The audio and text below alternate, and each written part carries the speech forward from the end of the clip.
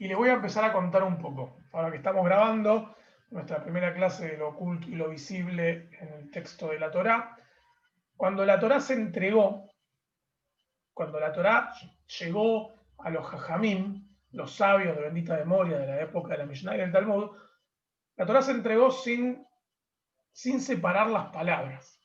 ¿Sí? No sé si lo sabían, pero es algo que tiene que quedar claro. La Torá se entregó sin separación de palabras. Es como que nosotros compremos un libro y no tenga la barra espaciadora ningún renglón, con lo cual no es fácil de leer.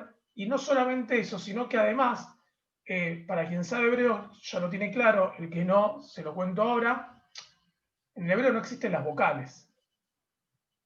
Con lo cual, si yo les pongo a ustedes la letra D, N y D, pueden entender varias cosas. Pueden entender dónde, de nada, o quizás si a alguien se le ocurre otra idea, también puede surgir. Entonces, hay algo que es muy importante que puedan entender, y es que no siempre la traducción que nosotros tenemos en el castellano del libro de la Torá es la real.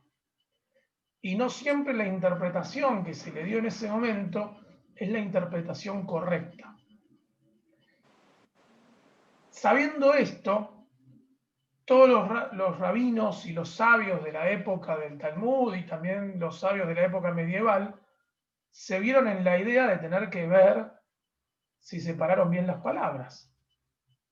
Porque hay un problema. Si yo leo una cosa, pero en realidad la Torá nos está queriendo decir otra cosa, cambia todo el texto. Todo, absolutamente todo cambia.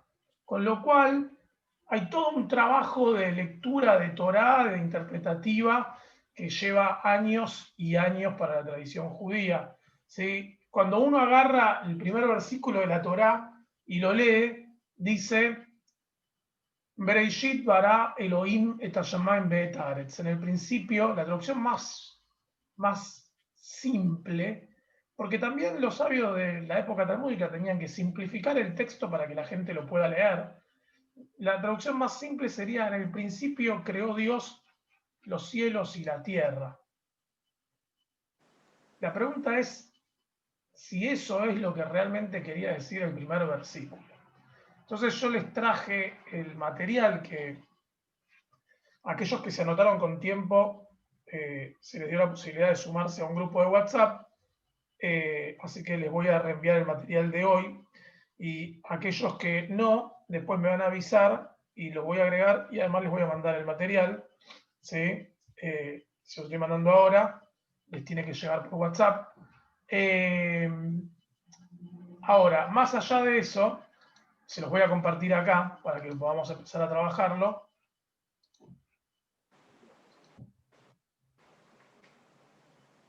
Solamente lo único que les pido es díganme que están pudiendo verlo, lo que les comparto. Dice así: la primera palabra de la Torá es esta, ¿sí? Les recuerdo, leemos para el otro lado. La primera palabra de la Torá es esta, la que les acabo de marcar, que dice Bereishit. Pero la realidad es que cuando leen Bereishit, imagínensela sin las E y sin la I, ¿sí? Con lo cual es Brosht, ¿sí? Y ahí cambia las cosas. Y dice así: la traducción más simple es: en el principio creó Dios a los cielos y a la tierra. La pregunta es: ¿qué significa Bereishit? La primera palabra. ¿Por qué? Porque si hay algo que la tradición judía tiene como idea, y lo tiene claro y no se lo debate, es que la palabra Bereishit no es una palabra, es un constructo. ¿Qué significa un constructo? ¿Alguien sabe lo que significa un constructo? Algo que está construido con dos palabras o tres. No. La palabra Bereshit es un constructo. Constructo significa que es un concepto, una idea que organiza. Pero no tenemos ni idea qué significa. Para la tradición judía, en ese momento tenían que analizar qué Bereshit, y ellos no usaban la palabra Bereshit, no entendían qué significa. entienden que es un concepto, algo que organiza, tiene que ver con el comienzo de algo, porque empieza la Torá con esa palabra, pero ni siquiera saben si la están leyendo bien. ¿Sí? Con lo cual, los sabios del Talmud y los jajamín, que separaron la Torá en palabras, se vieron la idea de ponerle como en el principio. ¿Por qué? Porque es una idea. Si la idea es que Dios crea el mundo a partir de la nada, Bereshit tiene que ser en el principio, al comienzo del crear. ¿Sí? Como una cosa así. Ahora, ¿por qué digo esto? Cuando empezamos a analizar el concepto de Bereshit, Bereshit puede significar la palabra cuando. ¿Por qué? Porque hay algo que es interesante y que es congruente la palabra cuando con las maneras en que los otros relatos cosmogónicos de la región empiezan. La mayoría de los relatos de la región, de la Mesopotamia, comienzan con la palabra cuando. Por ejemplo, el Enuma Elish, que es el más conocido, que es en acadio, Enuma significa cuándo, ¿sí? Que es cuando comenzó el mundo a existir. Después, cuando uno lee la epopeya de Gilgamesh o lee los textos sumerios, todos los textos empiezan con la palabra cuando las cosas comenzaron a existir. Entonces, si uno se fija en conceptos históricos, la palabra Bereshit, en vez de significar el principio, podría significar cuando. Y el texto, el Enuma Elish, empieza a decir cuando en lo alto, en el cielo no había sido nombrado, no había sido llamada con un nombre abajo de la tierra firme. ¿Sí? Y es muy similar al texto de Bereshit, cuando en el principio creó Dios los cielos y la tierra. Entonces, para algunos más contemporáneos, la palabra Bereshit significa cuando, y quedaría cuando creó Dios a los cielos y la tierra. ¿Me explico más o menos? Bueno, ahora la pregunta es, está bien, esto tiene que ver con algo de estudio de textos contemporáneos, algo más moderno, más actual, pero vamos a ver qué opinan otros rabanim, qué opinan otras personas de nuestra historia judía. Y Rashi dice que no significa en el principio, sino que significa en el comienzo. En el comienzo de la creación de Dios del cielo y la tierra, va a decir Rashi. ¿Sí? Ve Reishit. ¿Por qué? Porque Reishit es comienzo. La palabra Reishit en hebreo es comienzo. Y ve, la primera letra, significa en, si uno lo lee por separado. Entonces, para Rashi esto significa en el comienzo de la creación de Dios, del cielo y de la tierra. Porque encima tenemos que tener en cuenta que muchas palabras de la Torá, muchas palabras del hebreo, significan una o varias cosas. Y esto es muy importante. Entonces, aquí tendríamos otra diferencia con la primera palabra de la Torá. Pero vamos a ir despacio porque vamos a ver qué significa para Eben Ezra. Eben Ezra, rabino medieval español. Eben Ezra dice que para él la palabra Bereishit significa al principio, ¿sí? O significa vio un principio. Son dos opciones para él. Eben Ezra dice al principio del crear Dios a los cielos y la tierra, o que la otra opción es vio un principio al crear Dios los cielos y la tierra. ¿Cuál sería la diferencia? Pregunto. ¿Cuál creen ustedes que va la diferencia de al principio o vio un principio? En la percepción, unos en la percepción y otros en los sentidos. Al principio es como que me da la sensación de que pudo pergeñar algo al principio, en cambio que si vio al principio es porque ya hubo una visualización al respecto de la acción que iba a llevar a cabo. No sé si me explico, Ori. Sí, también hay dos diferencias. Y vio un principio tiene que ver con una acción. ¿Sí? Ujú. Ver es un verbo. Y al principio tiene que ver con otra cosa, tiene que ver con el concepto, con una idea. Entonces, Dios crea el mundo a través de la acción. Entonces, por eso hay una frase muy conocida de que Dios es verbo. ¿Sí? Porque Dios, cada vez que creó hablando, ¿sí? Eh, con lo cual tiene sentido también para Eben Ezra que Dios vea un principio en la creación, que le marque el tiempo. ¿Se me entiende lo que quiero decir? Ahora, hay todo un concepto con el tema de la palabra Bereishit, porque para Eben Ezra no es tan simple todo. Bueno, para ninguno de los rabinos medievales es tan simple. Dice así, para Eben Ezra, nuestros sabios, él decía así, nuestros sabios han dicho que la Bet fue añadida. O sea, que la Bet es una palabra aparte. Y dice así, para significar, porque quiere decir barrilloná. ¿Sí? Barrilloná y no Bereishit. Quiere decir barrilloná, al principio. Pero hoy aquí, dice Veneza, que para mí, va a decir, también es posible, vio un principio, berroé adjilá. Y uno dice, bueno, pero hay letras que no están en esa palabra, o en la palabra que le continúa. El tema es que, como Bereshit no existe, puede ser que sea se entiende que es un constructo, que es una idea, con lo cual puede ser que sea como una metáfora, Bereshit, para decir Berroeat Gilá, o una abreviatura de la palabra. Entonces, para Eben Ezra hay dos formas de interpretar Bereshit, y es al principio y vio un principio.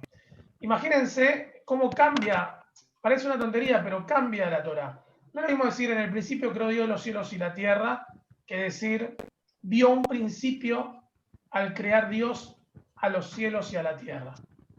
¿Sí? O al principio del crear Dios a los cielos y la tierra. Porque la traducción más simple que nosotros tenemos es en el principio creó Dios. Y acá es al principio del crear Dios a los cielos y la tierra. Cambian los tiempos, cambian las palabras, cambia el concepto, cambia la idea. Y usted va a decir, ¿y qué me importa a mí la palabra Bereshit? O sea, ¿por qué nos tenemos que preocupar tanto por una palabra? Y es real que si nosotros entendemos las palabras de otra forma, el texto va a cambiar completo. Si una palabra cambia, todo lo que nosotros entendemos de interpretación va a cambiar. Y acá vamos empieza el más complicado de todos, que es el Midrash de Bereshit Rabbah. Bereshit Rabbah va a decir que no significa Bereshit, sino significa, ¿sí? Berosh Itbará, ¿sí? Dos mundos creó.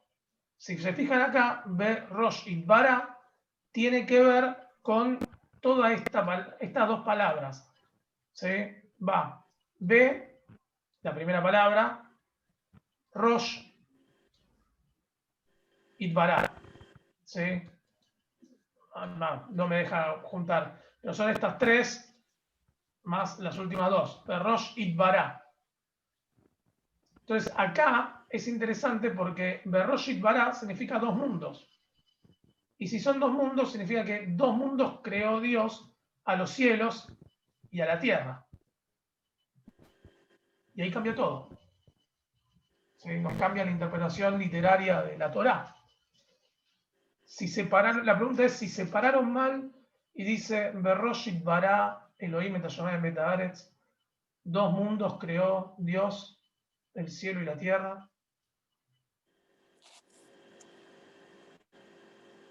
¿Cambia mucho o no cambia nada?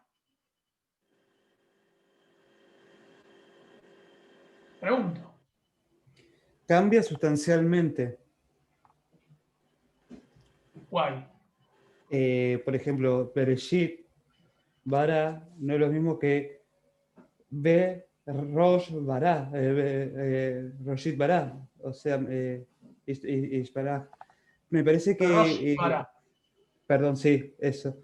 Creo que ahí lo que cambia es automáticamente inclusive la composición del mundo que tenemos como concepto del planeta Tierra, por así decirlo.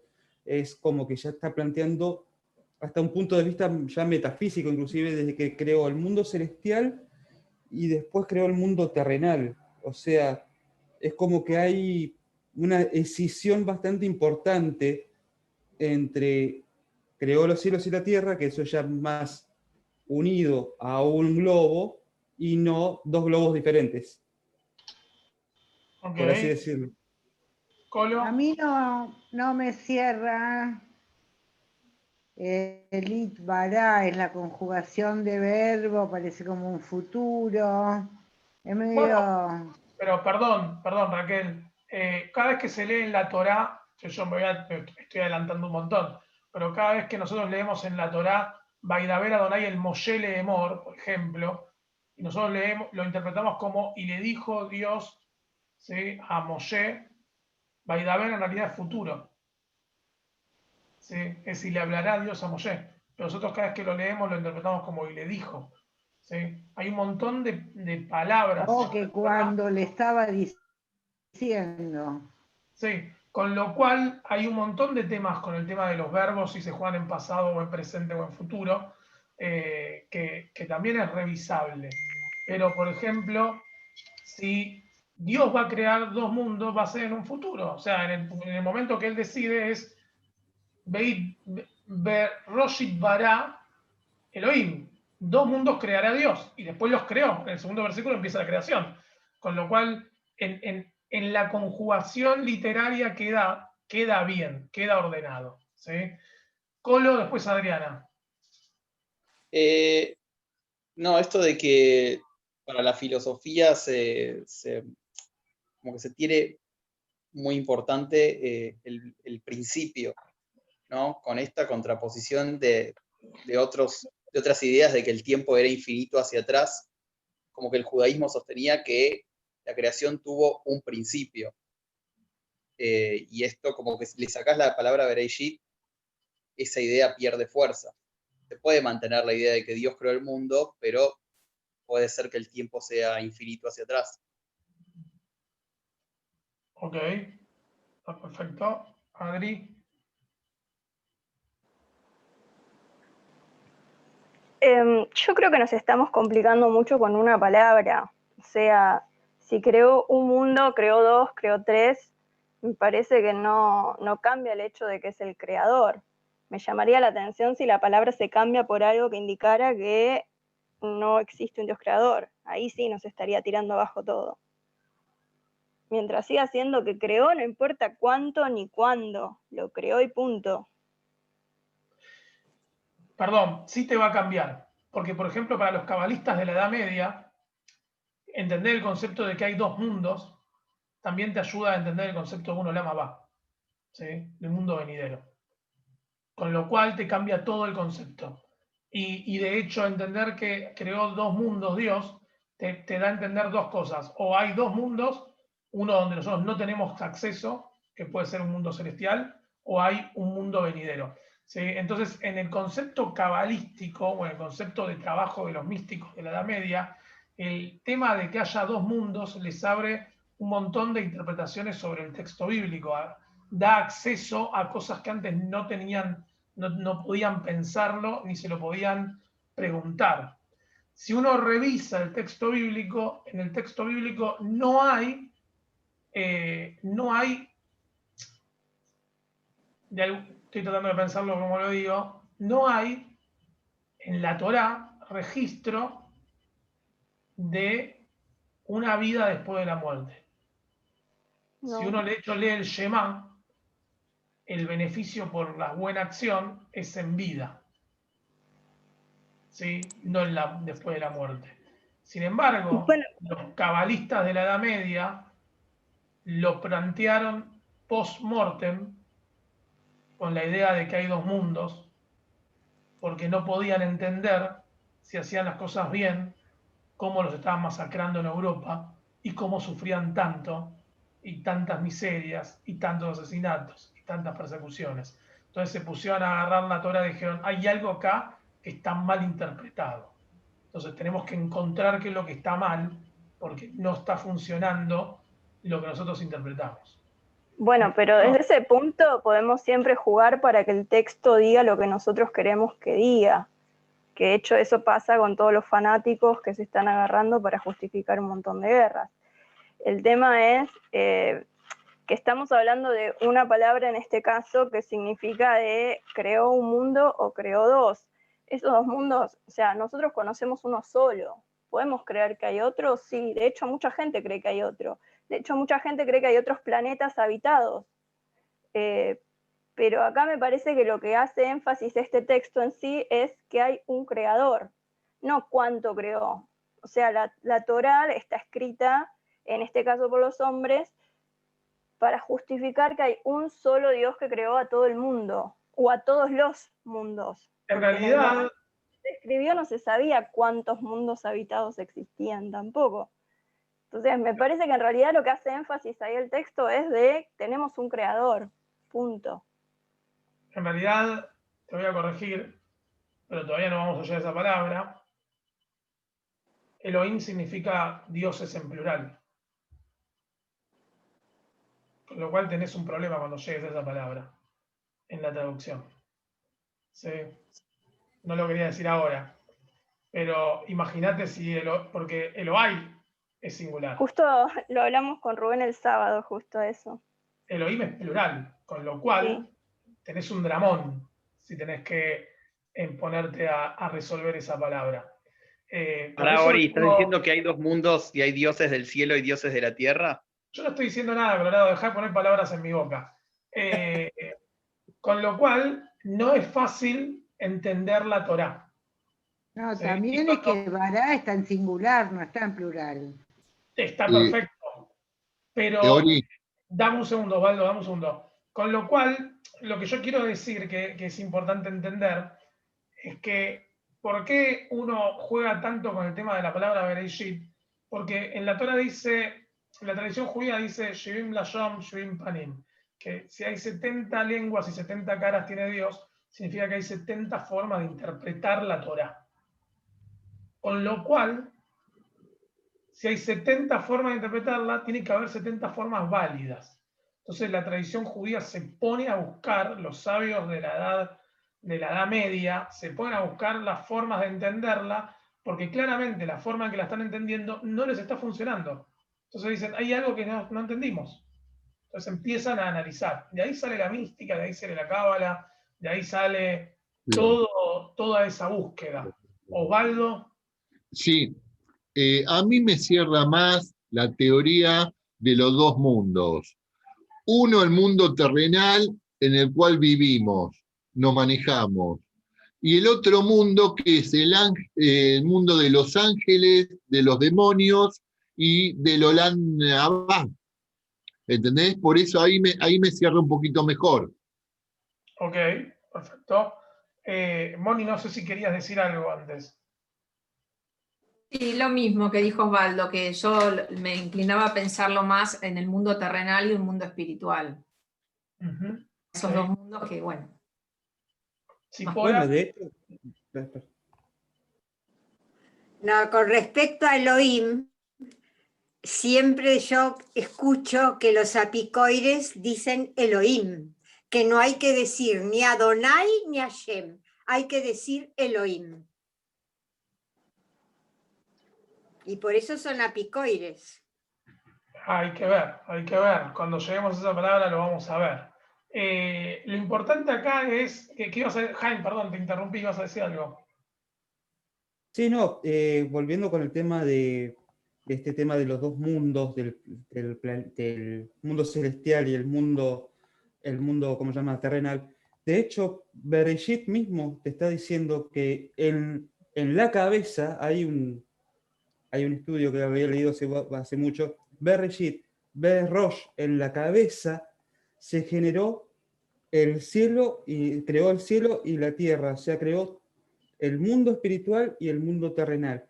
Y eso lo vemos justamente en esta semana con Parashá Noaj, donde hay una batalla que se libra, mejor dicho, que libra a Dios contra sí mismo para destruir a la tierra, y encuentra a Noaj como un hombre justo en sus generaciones.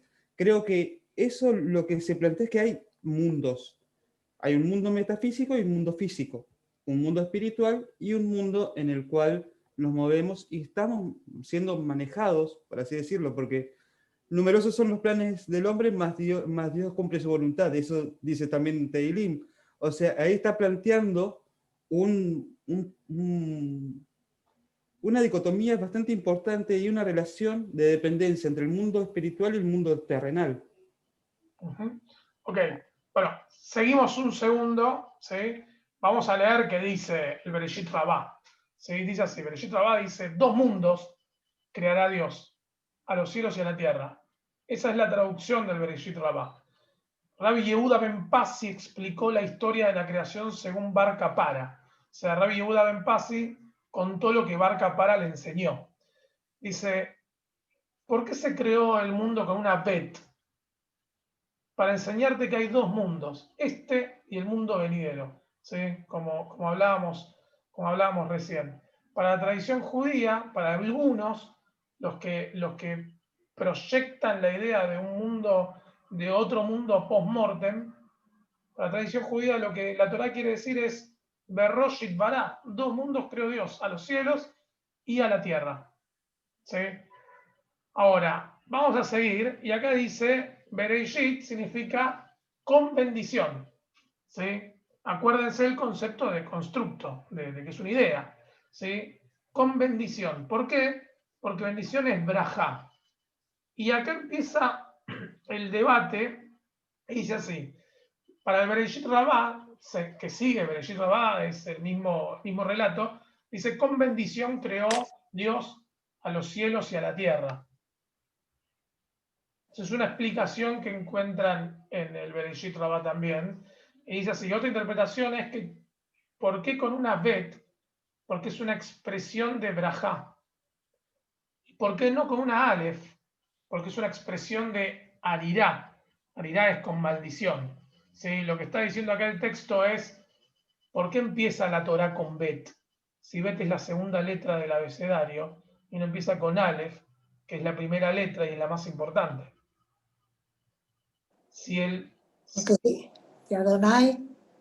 Porque Adonai, Dios es uno, y Aleph también, además de ser la primera letra, significa uno. ¿Sí? Con lo cual, ¿por qué Dios no empieza con Aleph y marca, como dice Adriana, su lugar en el mundo? ¿Me explico? Si la Torá arrancaría con Aleph, quedaría clarísimo que es Dios el que está teniendo la intervención primera. Pero dicen, empieza con Bet, de Bereshit, de Brajá. ¿Sí? Entonces lo que está diciendo es que en realidad la palabra Bereshit es una idea y un concepto para la palabra Brajá. Y está diciendo que con bendición creó Dios el mundo. ¿Sí? Dios pensó este mundo en el cual estamos viendo con bendición, creó Dios los cielos y la tierra. Y si hubiese empezado con Aleph, ¿sí? Arirá, ¿sí? En vez de Bereshit sonaría Ar, y Arirá es maldición. Entonces uno diría, con maldición creó Dios el cielo y la tierra, y si lo creó con maldición, alguien va a decir, pero entonces este Dios nos odia, vamos tras otros dioses. Entonces, igual comparto con Adriana que si la Torah hubiese empezado con Aleph, tendríamos un montón de Mishnayot y Jajamim y etcétera, que hubiesen escrito un montón de libros igual porque empezó con Aleph. Pero ¿no? Porque a nosotros los judíos nos encanta rebuscárnosla, ¿sí? Pero más allá de eso, hay algo que es muy interesante, y es la idea de que para el judaísmo no hay ninguna verdad cerrada. Y eso es lo más importante. De hecho, ya lo decía Martin Buber, Dios quiere que lo enfrentemos. Cada vez que la tradición judía, que uno lee textos bíblicos, algún personaje enfrenta a Dios, y a Dios le gusta que los personajes lo lo enfrenten, ¿sí? Que lo desafíen. Y enfrentarse con el texto bíblico y desarmarlo y tratar de encontrarle otro significado, también es enfrentar la propia creación, porque es el mismo libro de la creación el cual estamos tratando de enfrentar y de afrontar con diferentes interpretaciones. Esto es como el horno, la historia del horno de Ajnai. Zipora. Había un cuentito que siempre se contaba, que cuando Adonai empezó a escribir la Torá, las letras se peleaban, porque decían que, que él empezó a escribir con B, que B quiere decir con, y como no había aceptado la A, por eso las tablas empiezan con Anoji. No es un cuentito, es un libro, a ver si lo tengo acá, acá está. No es un cuentito, es este libro que se llama el Sefer Yetzirah. ¿Sí? Es este libro. A mí me lo contaban como cuentito. Sí, es este libro, se llama Sefer Yetzirah, que yo lo tengo con comentarios de Nachmanides, de Ramban, pero viene acá, está acá. ¿Sí? También aparece un relato similar en el libro de Otiot de Rabbi Akiva, las letras según Rabbi Akiva. ¿Sí? Que también es un libro muy interesante. Por ahí lo sacaron de ahí, pero ese era un cuentito que se transmitía, ¿viste? Sí. Sí, bueno, de historias uno termina haciendo mitos, relatos, maices, ¿sí? Pero bueno, seguimos. Otro concepto, según Sforno es un rabino medieval italiano. Sforno decía, Bereshit significa el comienzo de los tiempos. ¿Por qué? Porque como antes decía el Colo, tiene que haber un marco, un comienzo temporal, porque si no estaríamos hablando de algo de eternidad. Y lo único que es eterno es Dios, según la tradición, y el mundo tiene que haber comenzado en algún momento. Entonces, para Sforno, el constructo de la palabra Bereshit quiere decir al comienzo de los tiempos. Al comienzo de los tiempos creó Dios a los cielos y a la tierra, dice Sforno, y este es el primer momento indivisible en periodos más cortos. No había existido un concepto tiempo anterior a este, es decir, solo había habido continuidad ininterrumpida. ¿Sí? Y acá es como que clava bandera y dice, a partir de acá comienza algo, según Sforno. ¿Sí? Esto es muy similar a la idea que tiene Saadia Agaón. Saadia Agaón dice, tiene que haber claramente una creación en el mundo, porque escuchen lo que dice Saadia Agaón, esto lo pueden encontrar, el libro se vende en castellano, lo vende Librería Sigal, porque la traducción en Argentina, los derechos de la traducción los tiene la Librería Sigal. ¿Sí? Entonces se llama el libro de las doctrinas y de las virtudes de Saadia Gaón. Saadia Gaón lo escribió en el año 986. ¿Sí? Hace un montón. Y dice, claramente tiene que haber un comienzo. ¿Por qué? Un comienzo temporal. ¿Por qué? Dice Saadia Gaón, porque si el mundo, es una idea de él, ¿sí? Si el mundo fuese infinito, significa que significa que si el mundo fuese infinito, significa que el tiempo estaría yendo para un lado y para el otro. ¿Me explico lo que dice Saadia? Por eso la Bet. El mundo estaría yendo para atrás y para adelante constantemente, porque es infinito, ¿sí? Y no habríamos, y no podría, y el mundo no existiría, porque el pasado nunca sería pasado, porque siempre estaría yéndose más al fondo, y el futuro mucho más lejos. Con lo cual, en algún momento Dios tuvo que poner un principio, ¿sí? Para que el pasado no siga yéndose hacia atrás. Estamos hablando de conceptos de ideas, ¿sí? No estamos hablando ni de física, ni de matemática, ni de nada, ¿sí? Estamos hablando de ideas según Saadia Gaón. Adriana, yo no sé si vos prendiste la cámara para decir algo. Sí. ¿Puede ser por eso la Bet? Bueno, pará, sí, pará. Adriana, ¿vos ibas a decir algo? Ah, perfecto. Ahí vamos con lo que dice Norma, que esto no lo iba a explicar, pero bueno, ya que me lo dice Norma, lo vamos a explicar. La Bet, ¿sí? Como lo diría Saadia Gaón y lo dice Sforno, vamos para arriba. La Bet, que es esta letra que ven acá, significa casa también. Bet en hebreo significa casa. Así como Aleph también significa uno, Bet significa casa. ¿Sí? Y lo que hace la Bet es, imagínense que adentro de la Bet hay una persona parada. Si hay una persona parada, lo que va a decir la tradición cabalística es la persona no puede ir Para atrás. hacia la izquierda, tiene que avanzar a través del texto, porque tiene una casa y la casa tiene un techo que no le permite ver hacia arriba, hacia Dios. Tiene un piso que no le permite mirar hacia abajo, ¿sí? Tiene una pared que no le permite mirar hacia Aleph. ¿Y qué es Aleph? Uno, que es uno, Dios, ¿no? Como que tiene algo que no le permite ir para el otro lado, que es la eternidad, que es Dios, que es todo.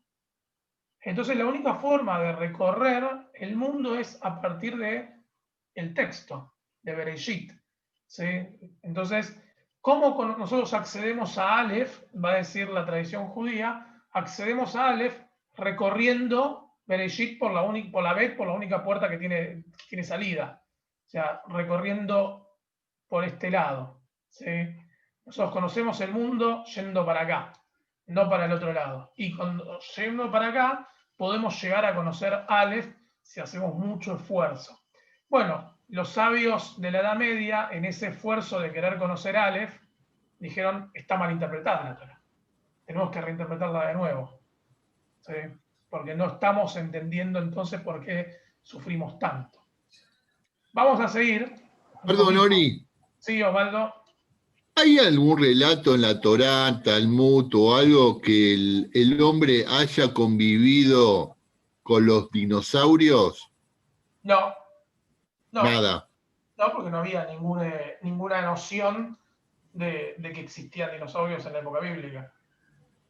Y no puede ser que el mundo de los dinosaurios haya sido el primer mundo. Lo que pasa es que nos estamos metiendo en cosas que estamos mezclando cuestiones de ciencia con cuestiones religiosas. Si nos ponemos a pensar, la tradición judía nunca dice lo que dura un día en la creación de Dios. O sea, los 7 días de la creación pueden ser milenios. Sí. Y en medio de eso puede haber pasado de todo. Seguimos, dice así. Ahora viene una traducción medio rara, yo se las pongo porque, bueno, tengo que ponerlo, porque ustedes no les traje las 70 opciones, pero les traje las más interesantes. Bereshit, ¿sí? Bereshit dice con las primicias. Dice así, Bereshit Rabá dice así, con las primicias, con lo mejor, creó Dios el cielo y la tierra. ¿Sí? ¿Qué son las primicias? Alguien que me explique este versículo si diría con las primicias. Los primeros frutos de una actividad agrícola, los primeros animales de una actividad ganadera, o sea, lo primogénito, lo primigenio en materia prima. Perfecto. Bueno, la tradición judía dice que las primicias uno las tenía que llevar al templo y dárselas a Dios y entregárselas a Dios, como que Dios participó de toda nuestra tarea agrícola, Dios nos ayudó a que tengamos lo que tengamos, entonces lo primero lo damos a la comunidad, lo primero lo damos al templo.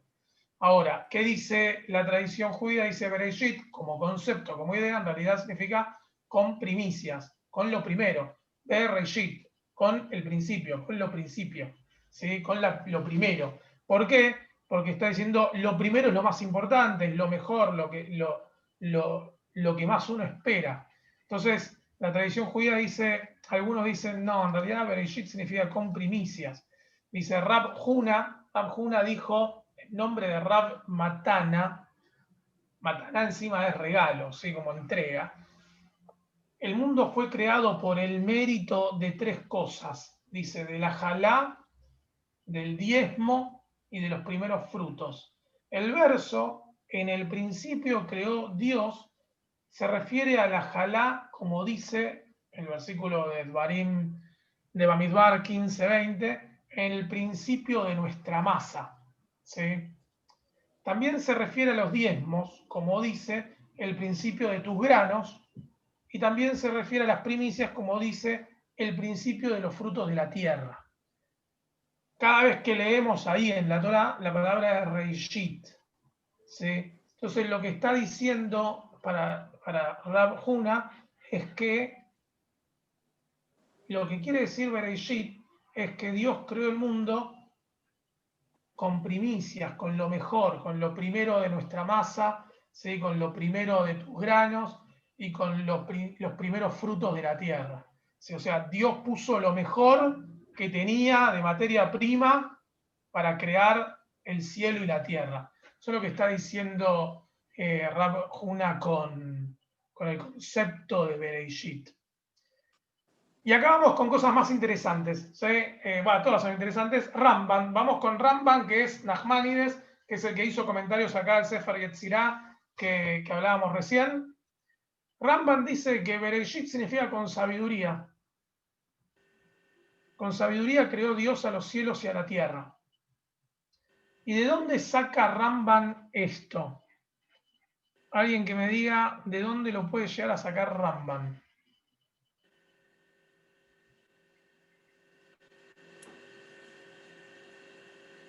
El tiempo Rosh. aprender y con la sabiduría, Rambam. Y la palabra Rosh puede ser. De la palabra Rosh, de cabeza. Puede ser. ¿Qué más?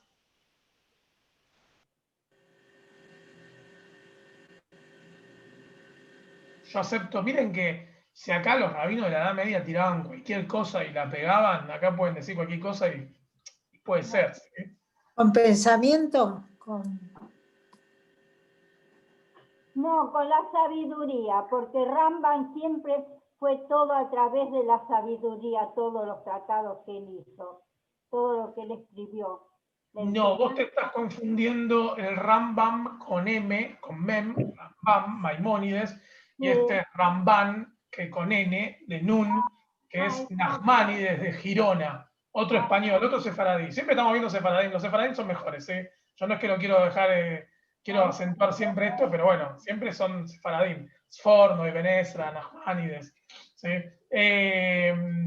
Bueno, de hecho se está en debate de si Rashi es Ashkenazí o sefaradí, porque es de una zona de Francia donde había mucho sefaradí. Pero bueno, dice así, con sabiduría. La primera palabra, Bereishit, se compone de dos sendas, Be y Reishit. Entendiendo que Dios creó el mundo con sabiduría como un principio generador, como dice Mishlei es Proverbios 8, el proverbio número 8, del 12 al 28, donde se sugiere que la sabiduría antecede a la creación del mundo. ¿Por qué? Porque en Mishlei, en Proverbios 8, a partir del versículo 12, dice así: yo, la sabiduría, habito con la cordura y hallo la ciencia en los consejos. El temor de Dios es aborrecer el mal y la soberbia y la arrogancia, el mal camino y la boca perversa aborrezco. Conmigo está el consejo y el buen juicio, yo soy la inteligencia, mío es el poder. Dice así: por mí reinan los reyes y los príncipes determinan justicia. Por mí dominan los príncipes y todos los gobernadores juzgan la tierra. Yo amo a los que me aman y me hallan los que temprano me buscan. Las riquezas y la honra están conmigo, riquezas duraderas y justicia. Dice así: mejor es mi fruto que el oro y que el oro refinado, y mi rédito mejor que la plata escogida. Y dice así: por vereda de justicia guiaré, por en medio de las sendas de juicio, para hacer que los que me aman tengan su heredad y que yo llene sus tesoros. Dios me poseía en el principio. ¿Sí? Acuérdense que empieza con yo, la sabiduría. Dios me poseía en el principio ya de antiguo, antes de sus obras. Eternamente tuve el principado, desde el principio, antes de la tierra, antes de los abismos fui engendrada. Acuérdense que Dios dice, en un momento del versículo dice, en el principio Dios creó los cielos y la tierra, y había oscuridad sobre la superficie del abismo. ¿Sí? Con lo cual dice, antes del principio yo ya estuve, antes de la tierra, antes de los abismos fui engendrada, antes que fuesen las fuentes de las muchas aguas, antes que los montes fuesen formados, antes de los collados ya había sido engendrada. No había aún hecho la tierra, ni los campos, ni el principio del polvo del mundo, cuando formaba los cielos. Allí estaba yo, cuando trazaba el círculo sobre la faz del abismo, cuando afirmaba los cielos arriba, cuando afirmaba las fuentes del abismo, cuando ponía al mar su estatuto para que las aguas no traspasasen su mandamiento, cuando establecía los fundamentos de la tierra. Con él estaba yo ordenándolo todo. ¿Sí? O sea que de acá Rabbi Nachman de Girona, Rambán, entiende que Dios creó el mundo con sabiduría y que la palabra Bereshit significa con sabiduría creó Dios a los cielos y la tierra. Y eso también cambia la forma de entender el texto. ¿Sí? Ustedes, sí, Raquel. Perdona, ¿tiene algo que ver con que Jochma está entre Keter y Binah?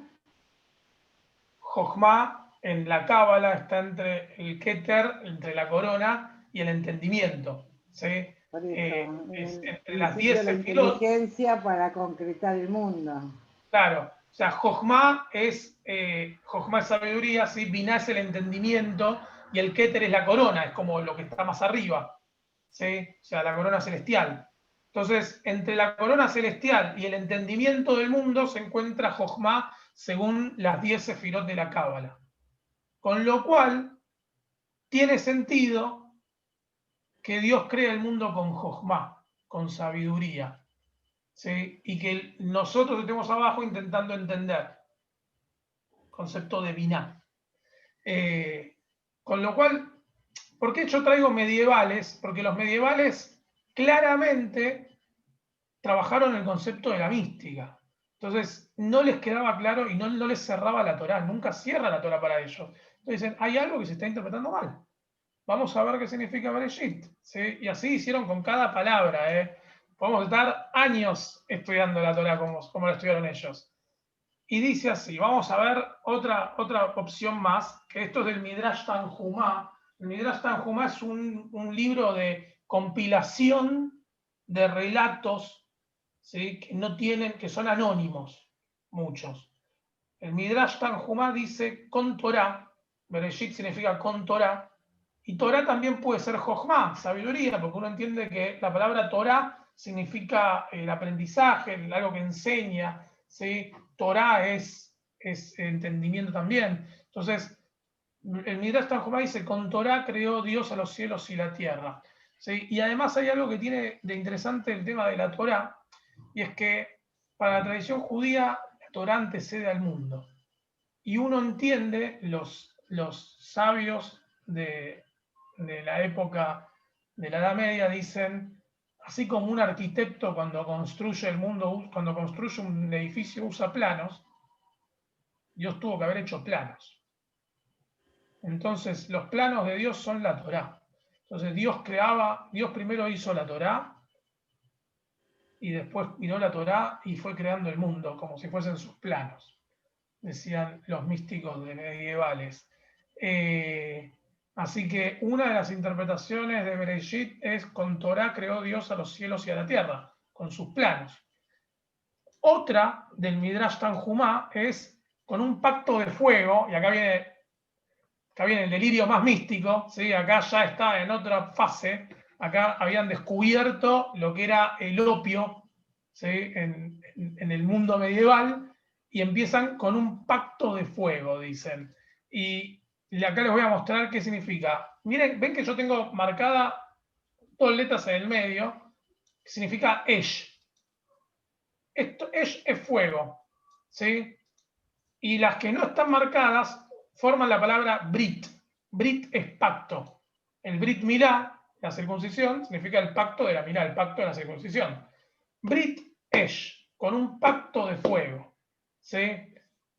¿Por qué? Porque la tradición judía entiende que, así como decía antes Felisa, que las letras se peleaban por aparecer, que se mezclaron ahí en el medio, pero en realidad lo que quiere decir para el Midrash Tanjuma es que con un pacto de fuego creó Dios la tierra. Y dice así, el Midrash Tanjuma dice, con un pacto de fuego creó Dios los planos, la Torá, para crear los cielos y la tierra.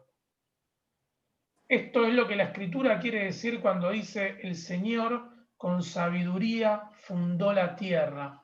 Es decir, cuando el santo bendito sea Él, el Kadosh Baruj Hu, estaba a punto de crear el mundo, consultó a la Torá antes de embarcarse en la obra de la creación. Como está dicho, el consejo es mío y sana la sabiduría. Soy comprensivo, el poder es mío.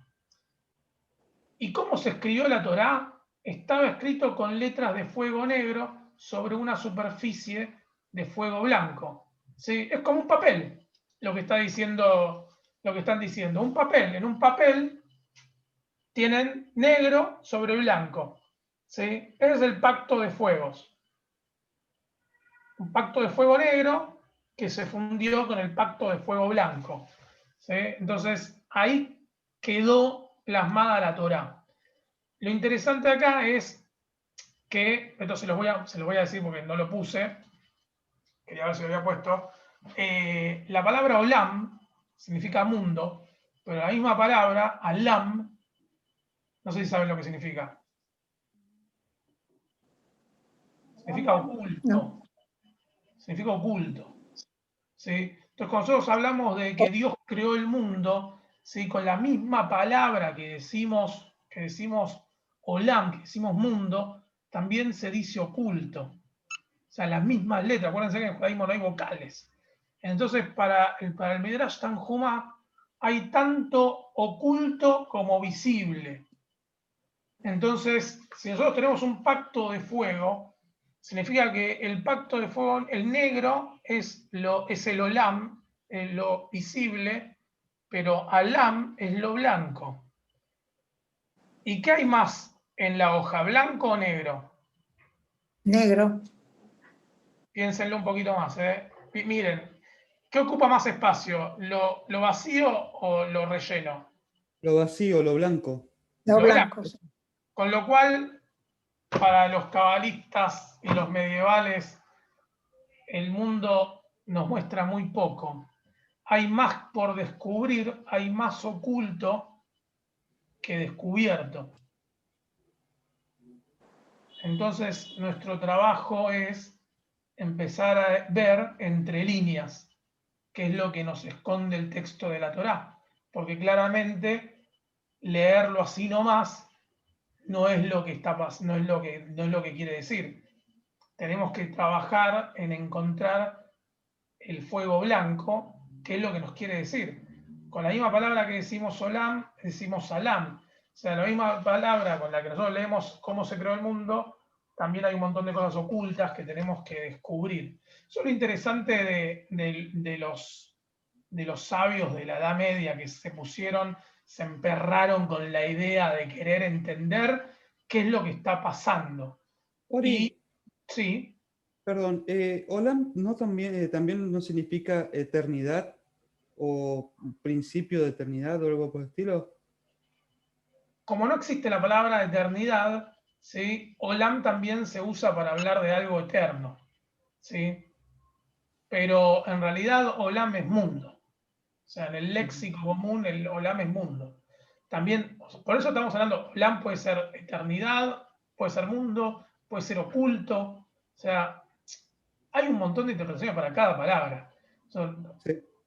El problema es, si hay un montón de interpretaciones para cada palabra, claramente podemos entender la Torá de un montón de formas posibles. ¿Sí? Entonces, porque yo siempre digo que lo mejor para estudiar Torá es saber hebreo, no leerla en español? Porque el español nos da una sola opción, una sola alternativa, y no nos da posibilidades de pensar que hay otras. Y ni siquiera sabemos si es la traducción original, ni siquiera sabemos si es la interpretación original, la que Dios de alguna forma quizás pensó, o la que quien la escribió con inspiración divina la pensó. Porque claramente no nos queda claro si dividieron las palabras de manera correcta. Ahora, para terminar, lo que les traje es una opción más de lo que es la Bet, de Rabbi Hizquía, otro también español de la época medieval. Dice así: la razón por la que Dios comenzó la Torá con la letra Bet, la segunda letra del alfabeto, en lugar de la letra Aleph, la primera letra del alfabeto, es para llamar nuestra atención sobre el hecho de que la letra Bet está rodeada por tres lados, como hablábamos antes.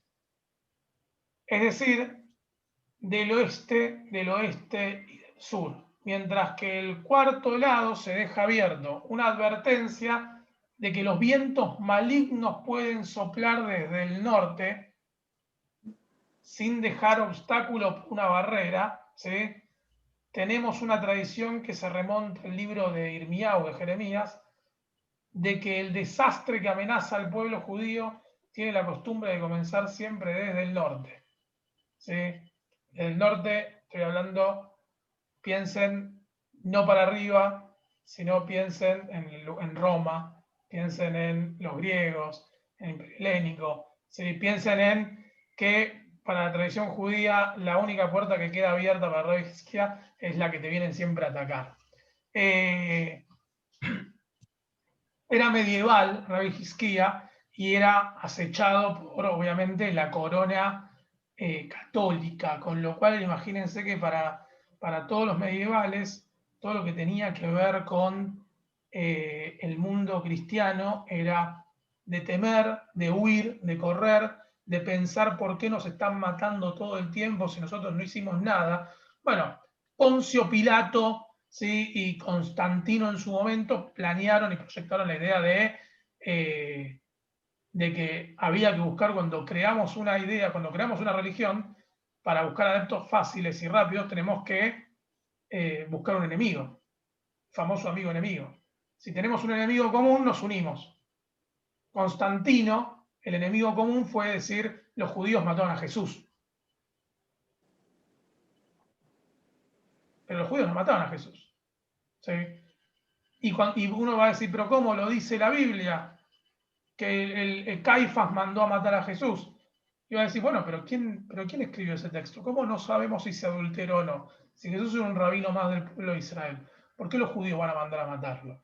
Poncio Pilato, aparte los romanos gobernaban a los judíos, con lo cual los judíos van a decirle a Poncio Pilato, matá a un judío, y Poncio Pilato le va a hacer caso. Claramente no. Pero bueno, en la búsqueda de fomentar, el Imperio Romano se había acabado, se había destruido, se había caído, y había que mantener a la gente, ¿sí? En orden y crear el concepto del catolicismo y buscar un enemigo común para volver a unirse era clave. Y en esa búsqueda de enemigo común, fíjense que el catolicismo se creó 200 años después que murió Jesús. O sea, ni se enteró Jesús que tiene una religión en su nombre. Hay que ver si estuviese todo de acuerdo, porque Jesús era rabino, era judío. Pero vamos a partir por la base de que si existió o no, porque... sí, existió porque aparece Yeshu nombrado en el Talmud. Sí. Existió y aparece bastante nombrado. Era un rabino más, comentarista más. ¿Sí? ¿En dónde aparece? Aparece, por ejemplo, Yeshu nombrado en el libro de Sanedrín. Como un comentarista más. ¿Sí? O sea, es un rabino más que participa con sus comentarios. ¿Sí? Lo que pasa que claramente tenía pensamientos mucho más muy diferentes al resto, y contagió a un grupo que el resto no contagió. Era un líder carismático, un líder intelectual. O sea, no dejó de ser un líder más del pueblo de Israel. ¿Sí?